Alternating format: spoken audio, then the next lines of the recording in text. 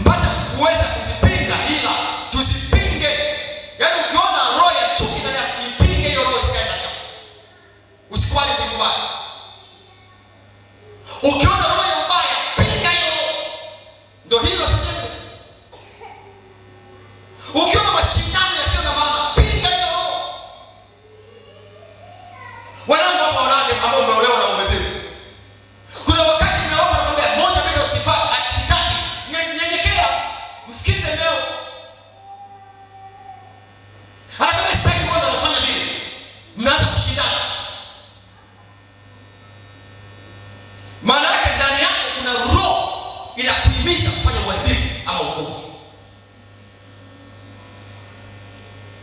Sisi kama tunatetea baba, hapana.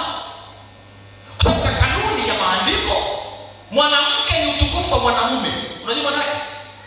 Mwanamke utamsikiliza mumeo. Ila mwanamume ni utukufu kwa Mungu. Sisemi mwanamume asikusikilize, no.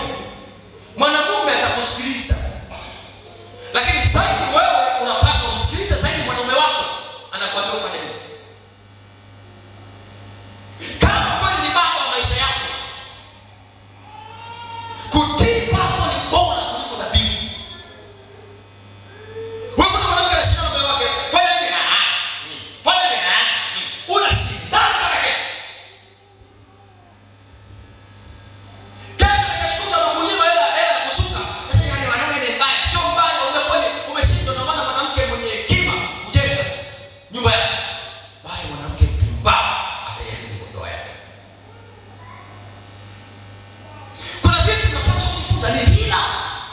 Hata sisi wanaume, kuna wakati wanaume wanawake wanakuwa na maneno mazuri kwetu, yanatufaa. Tusiwe miungu wake, tuwasikilize. Mashindano kati ya mtu na mtu hayafai maisha yetu safari ama kufanikiwa.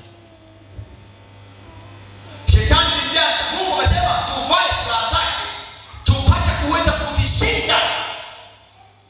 Kama hatuna silaha za Mungu, silaha za Mungu ni silaha za Mungu ni neno lake na hekima ya Mungu ndani ya maisha ya wanadamu, ambayo itakufanya wewe kuwa mtiifu na mnyenyekevu. Jambo la kwanza, sikia neno la Mungu na uliishi na ulifuatilie. Jambo la pili, heshimu mwenye mamlaka. Ikiwa ni mwanamke, mwanaume wako ndio ana mamlaka juu yako. Heshimu. Ikiwa ni mtoto, mama yako ana mamlaka juu yako, mheshimu. Ikiwa ni baba, Mungu ana mamlaka na wewe, tii agizo. Kama hataweza kufanya hayo ambayo mimi nawaambia, maana katika maisha yetu kwa kila siku ni kilio.